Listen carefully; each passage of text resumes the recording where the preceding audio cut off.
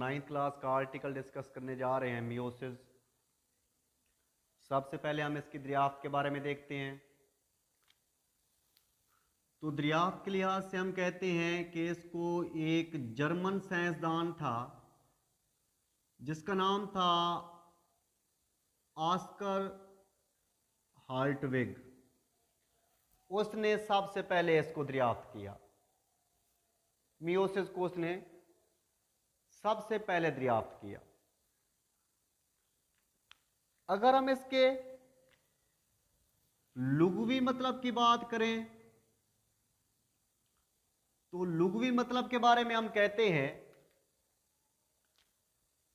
कि मियोसिस यूनानी जबान के एक लफ्ज से निकला है जो कि लफ्ज है मियोन, और इस मियोन का मतलब होता है कम करना।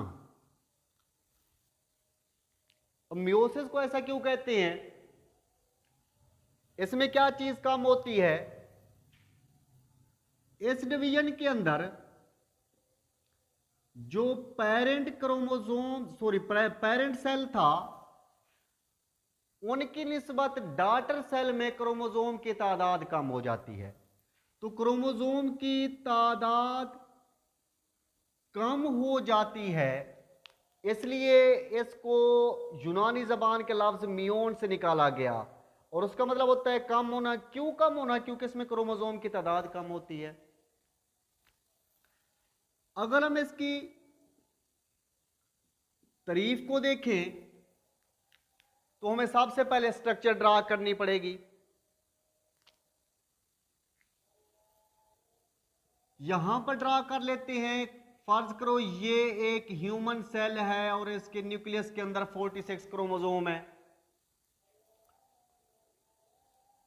ये डिवाइड होता है। डिवाइड होने के बाद ये दो डॉटर सेल बनाता है। इस डॉटर सेल में भी क्रोमोसोम की तादाद 23 और इसके अंदर भी क्रोमोसोम की तादाद 23। इस मरहले को हम कहते हैं मियोसिस 1। उसके बाद ये डॉटर सेल दोबारा से तकसीम होता है और ये डॉटर सेल भी दोबारा से तकसीम होता है, और तकसीम होने के बाद ये दोनों डॉटर सेल टोटल 4 सेल बना देते हैं। 4 डॉटर सेल बन गए हमारे पास। अब इसके अंदर भी क्रोमोसोम की तादाद 23, इसके अंदर भी 23 और इसके अंदर भी 23, यहां पर भी 23। अब हम कहते हैं कि ये अबाई सेल है और ये दुख्तर सेल्स हैं। तो एक अबाई सेल तकसीम हुआ, उसने 4 दुख्तर सेल बनाए। दुख्तर सेल्स के अंदर क्रोमोसोम की तादाद अबाई सेल के मुकाबले में आधी रह जाती है। सो सेल की ऐसी तकसीम जिसमें अबाई सेल या एक अबाई सेल तकसीम होता है और 4 दुख्तर सेल बनाता है।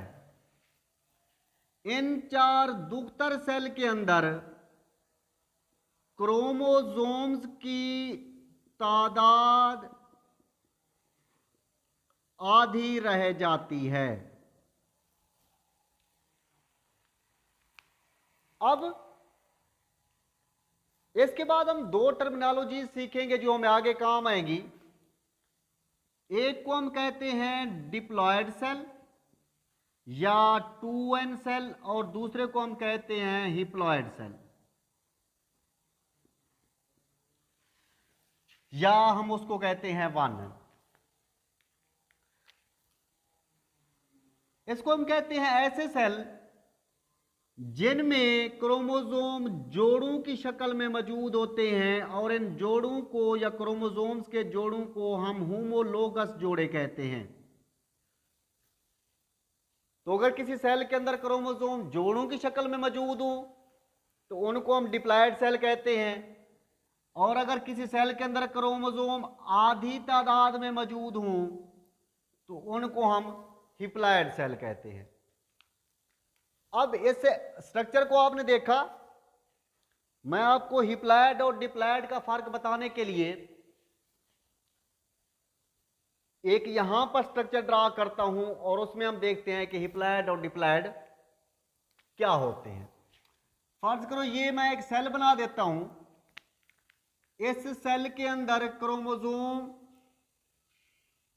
6 हैं, 6 क्रोमोसोम हैं, लेकिन ये आप देख रहे हो जोड़ों की शक्ल में है और यहां पर बनते हैं 3 जोड़े, 3 जोड़े, टोटल क्रोमोसोम की तादाद 6।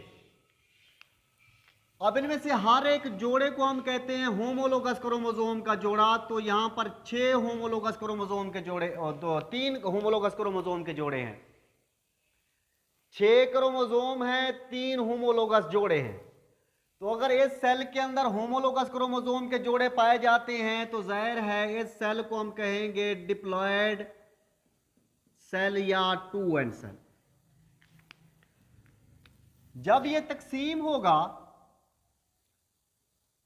अब इसके अंदर ये 3 क्रोमोसोम चले जाएंगे और इसके अंदर ये 3 क्रोमोसोम चले जाएंगे। यहां पर आप देखते हो 6 क्रोमोसोम थे और यहां पर 3 हैं इन सेल्स के अंदर। तो इसके अंदर भी होमोलोगस जोड़ा नहीं है, इसके अंदर भी होमोलोगस जोड़ा नहीं है, यहां पर भी क्रोमोसोम की तादाद आधी है और यहां पर भी क्रोमोसोम की तादाद आधी है। तो ये भी 1n है और ये भी 1n है और इन दोनों सेल्स को हम हिप्लॉयड सेल कहते हैं। तो हमने कहा डिप्लॉयड सेल या 2n सेल वो हैं जिनमें क्रोमोसोम जोड़ों की शक्ल में पाए जाएं और क्रोमोसोम के जोड़े को हम होमोलोगस क्रोमोसोम का जोड़ा कहते हैं। हिप्लॉयड सेल वो वाले होते हैं जिनमें क्रोमोसोम की तादाद आधी हो और क्रोमोसोम जोड़ों की शक्ल में ना पाए जाएं। तो ये डिप्लॉयड सेल है और ये 2 हिप्लॉयड सेल हैं। तो नेक्स्ट हम इसको बाद में डिस्कस करेंगे। यहां तक उम्मीद करता हूं कि सबको समझ आ गया हो।